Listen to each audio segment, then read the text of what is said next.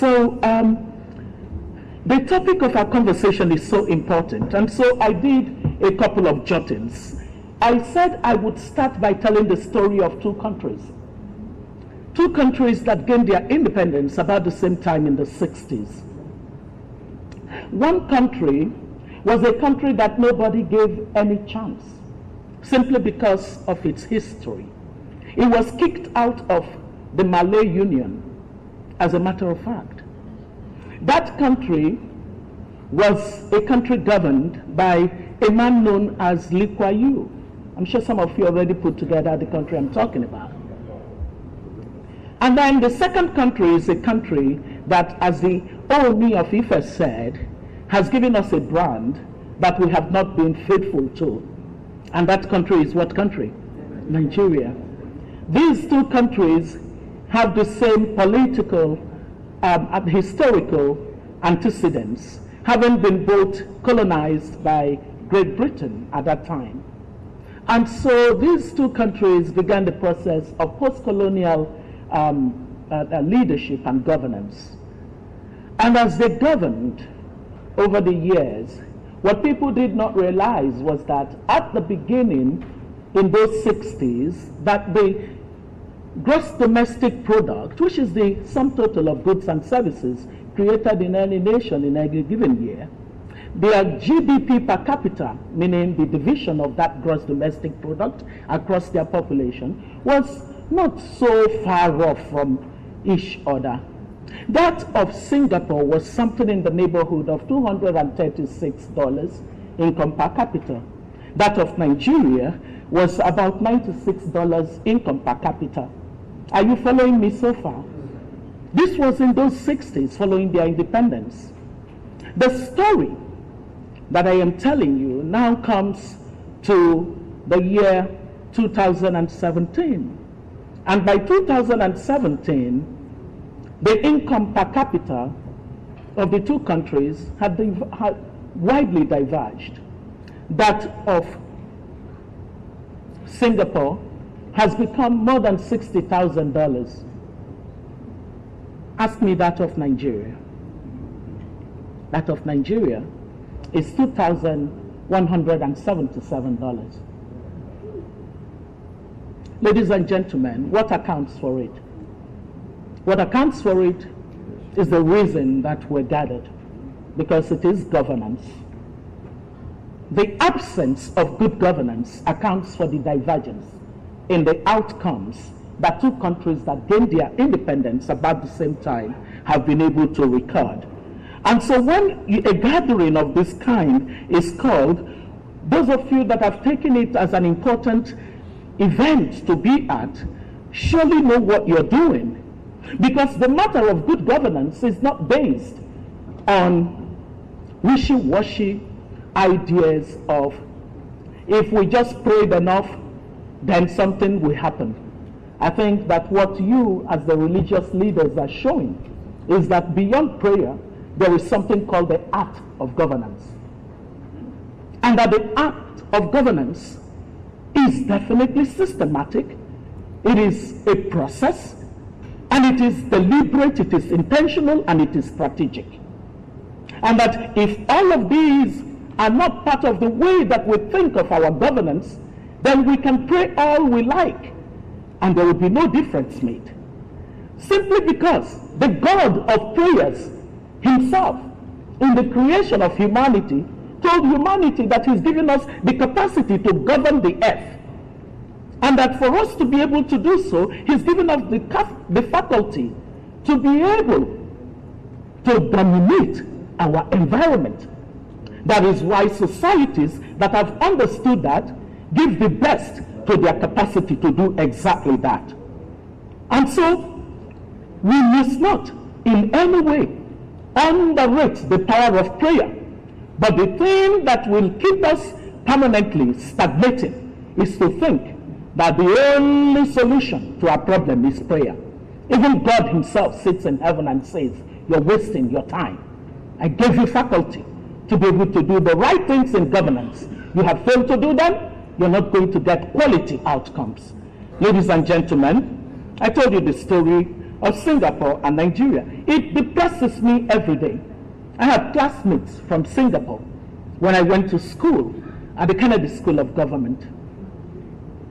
And you could see clearly that there was no way that society was not going to get the kind of outcomes that it has gotten in governance. No matter the kind of country that you are, one thing we know about the leitmotif, or as the French would say, the raison d'etre of governance, is that it is so that the quality of life of citizens of any given country can be on the upward increase every time. That's what governance does. Governance is the art of ensuring the prosperity and stability of societies, and for making sure that every society is built in the way that opportunities for people to be the best that they can be, in order that there will be social cohesion, is given. We have failed phenomenally in building a society that could give us that kind of an outcome. So this good governance gap needs to be bridged. Sultan, you recall that your own former institution made it very difficult for the country to stay with stable democratic majority. This is the longest time that we have had democracy as a society. Are you following me? The previous 2 cycles of democracy were an average of 5.5 years. It was not sufficient to enable us build the institutions of governance.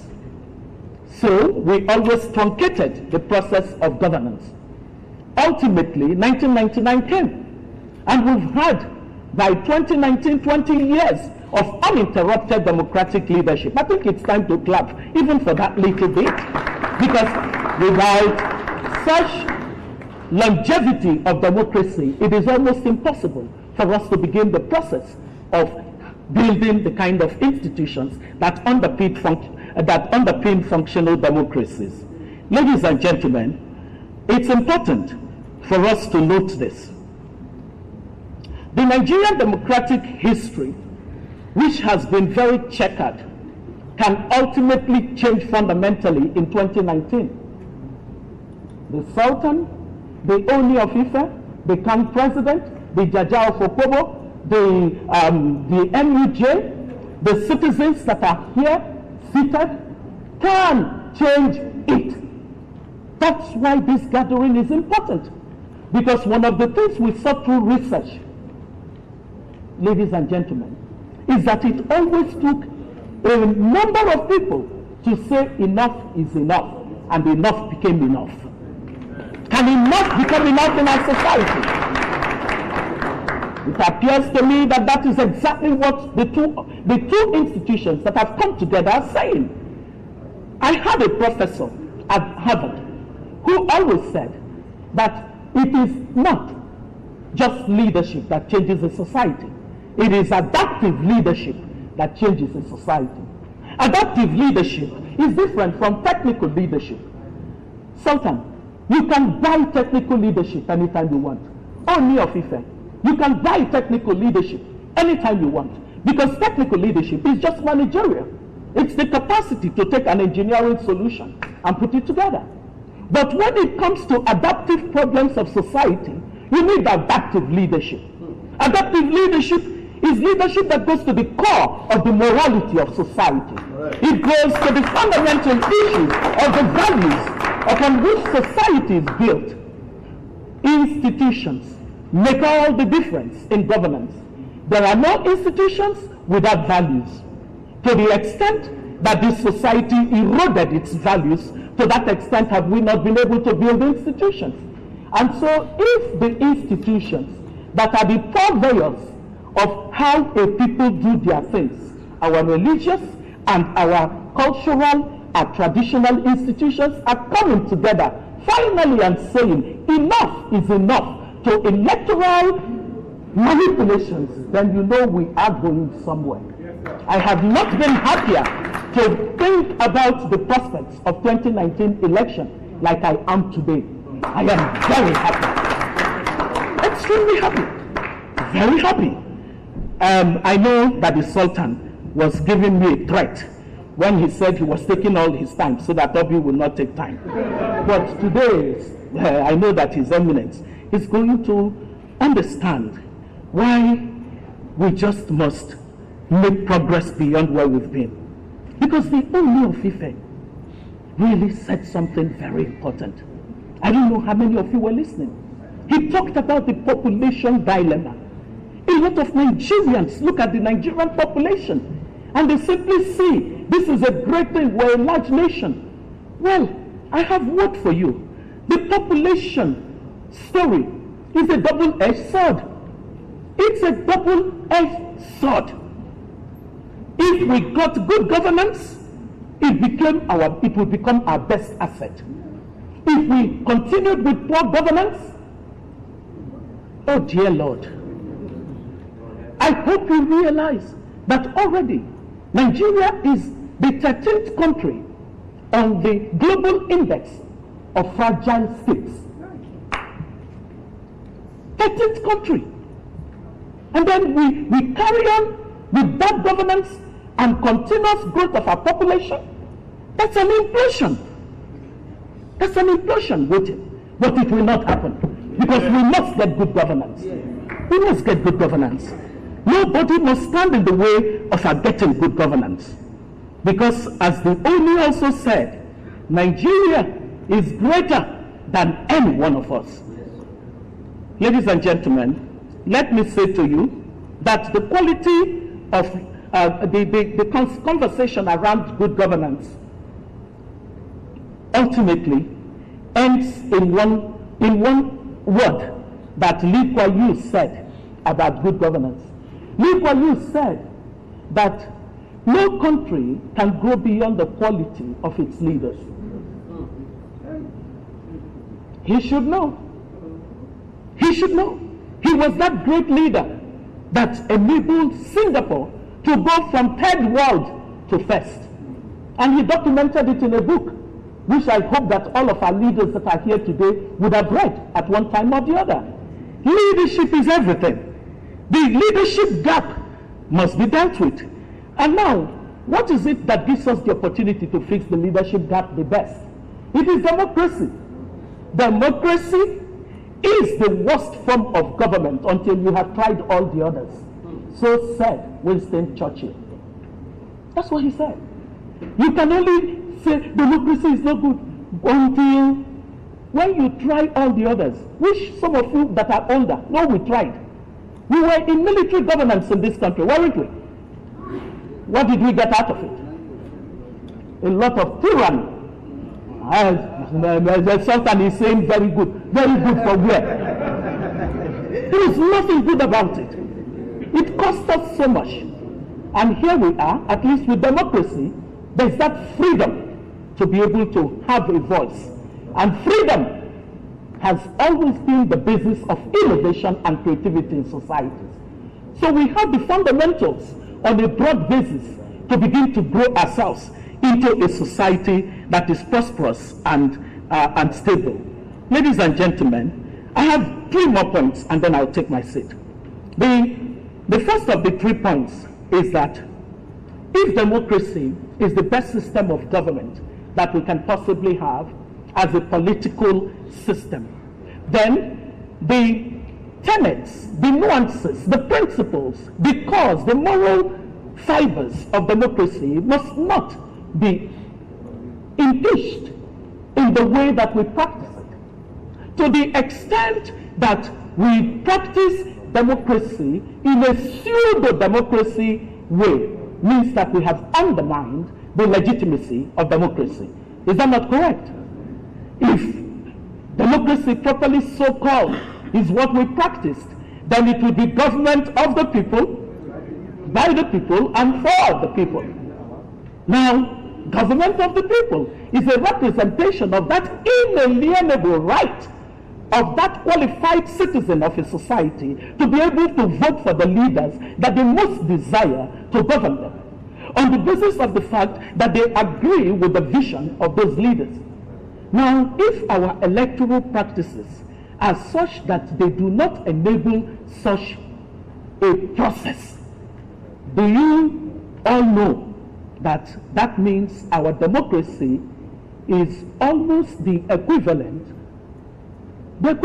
of a coup d'etat by the former institution of our great eminent Sultan. It means, no, it's not a laughing matter actually. What it means is that citizens are, in a democracy, carrying out a coup d'etat. Should it be so? It should not be so. We must fight this with everything we have.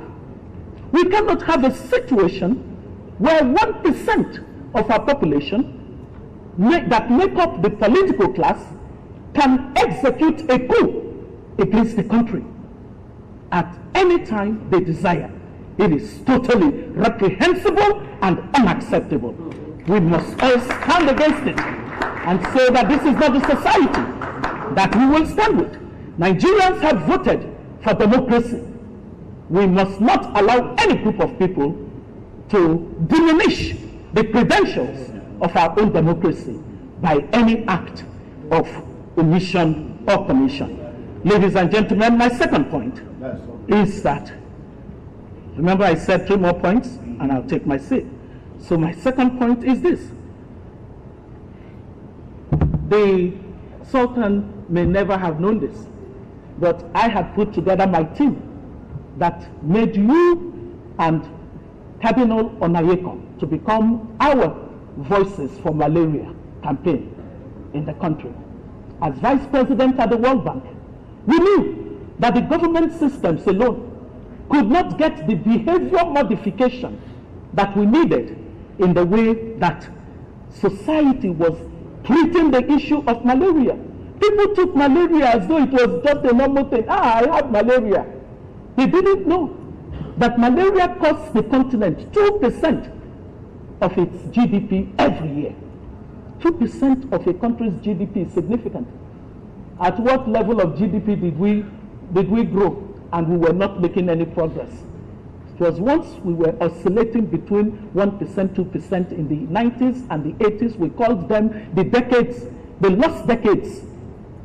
So just losing 2% of your GDP is huge. The economic cost was too much, and government was not able to get the behavior modification, the use of wet nets, the preventive actions that needed to be done, and just getting the society to be mobilized around it.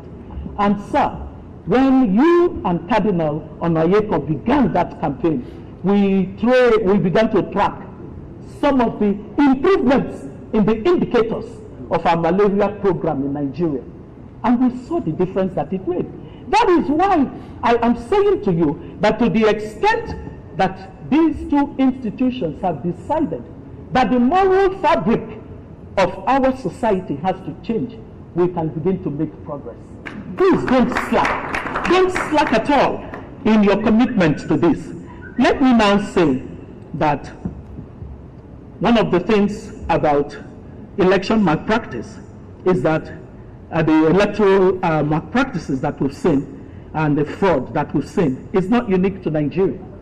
It actually used to happen in the United States of America in the early days of their democracy. But they quickly nipped it in the bud because they said, if we allowed our democracy to be a democracy that a few people can manipulate, then it is no longer consistent with our constitution that says that all men and women are created equal. And so they never wanted anything to impeach their democracy. So they tackled. How did they tackle? They tackled through legislation, and not just legislation, but effective legislation that was enforced. We do have electoral provisions to deal with malpractices in election process. How much of it has been executed as a deterrence action? We need your voices to ask for that to be done. We must punish people that have engaged in electoral malpractices. All of those people that were buying and selling votes and being vendors of money movement in Ekiti, everyone that benefited from it should be prosecuted. It should be prosecuted. Because the truth is, if they are not prosecuted, what you have is not legitimacy of mandate. You don't have legitimacy of mandate. When votes are bought, votes are traded for, that is transactional democracy. That is democracy that has been undermined by the action of a few, and we should not tolerate it. Ladies and gentlemen, the other thing that they use is morals. And that's why all of you are the ones leading us today. Morals. Simply saying to society, this is not how we are. They use that moral. Countries like Sweden and some of the countries of the Nordic, simply saying to citizens, this is not how we do our things. It's a way of changing people to vote for a better way of doing their things.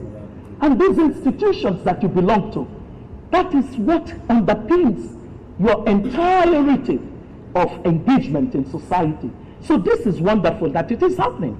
Number 3 is that technology has shown us that there are ways to do things differently. You must become voices for the technological upgrade of the ways that we do our electoral system. There's no reason why we should not go ahead of the rest of the world in innovating ways of solving our own problems. We know that our problems are problems of a lot of impoverished, pauperized citizens, very poor citizens. And some of those citizens simply say to you, if I don't take that 4,000 naira now, I'm never going to see this governor until he leaves office. So they take the 4,000 and sell the legacy of children and grandchildren. So we must find the way that solutions of technology can solve that problem for us, and it is possible. My final point is, ladies and gentlemen, what kind of leadership should we be voting for in the year ahead? Leadership of character, competence, and capacity. If individuals that put themselves up for election in this country do not have competence, do not have character, do not have capacity, these institutions that are represented here must say goodbye to those locusts. Because locusts don't build, locusts destroy. We have had locust leadership for too long in this country. It is now time to build. And if we're going to build, it has to be on the basis that we have people of character, competence, and capacity who understand that there is no exceptionalism about our country. Through the right kinds of policies, sound policies, strong institutions, and effective, efficient, quality investments in public goods and services, we can tackle the challenges of development. We can conquer our problems, and we can be the ones that claim the 21st century. The century of the 4th Industrial Revolution can belong to Nigeria on the basis of the quality of leadership. God bless you all. Ladies and gentlemen, a better round of applause for Dr. Obi Ezekwezili. A better round of applause, please. For the erudite scholar, our mother, Dr. Obi Ezekwezili, former World Bank Vice President, former Minister of Education, co-founder, Transparency International, governor, convener of Bring Back Our Girls campaign, Nigeria's former Minister of Education. Please, another round of applause for him. I'm not just passionate because she's a woman, but she's a great woman. She's a mentor, and she has said it all. I can't stand in her shoes, but I would simply analyze a little or summarize what she has just said. We need to go back to our roots. I guess that's why we are all here. The traditional rulers, tradition must be obeyed. The religious rulers, we have to do our job. I found myself after graduation in an institution that is characterized with corruption, but because of my background, my father is a priest, my grandfather is the first ordained priest, initiated so many things the religion they found themselves, I found myself not doing the usual. So if we can go back to our roots, if all of us here, we are not many, there's this story I heard about a program, and when they finished a religious program, when they finished, everybody was disappointed. There were no crowd that gave their life to Christ, only one person, and that one person moved the whole world in his lifetime, the evangelist. So as few as we are here, if we can take what we are doing serious and listening to the speakers, I'm also thinking also that the women should also wake up. I guess we can do it better. The morals has to come back. Our youths that are going the wrong way, collecting money, selling our votes and all that. Yes, we are hungry, but it won't kill us. We are dying more by collecting that money. When we collect those money, we become vulnerable, and a lot of things goes wrong. So it's a strong one, and we are supposed to be very passionate about it. We go back to our localities, our churches. We know how to move our people. We know what to say. We know what to say, and then we get things done. In all the places we know the wrong people, punitive measures for those people that do the wrong thing, and we get it well. Now we're having the next,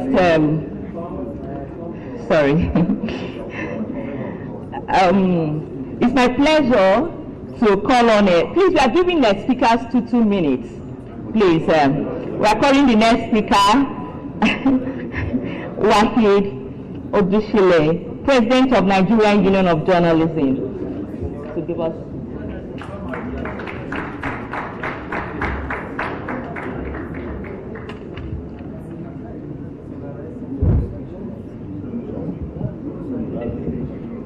Thank you very much. The Sultan of Sokoto, His Eminence Alhaji Dr. Muhammad Sani Abubakar,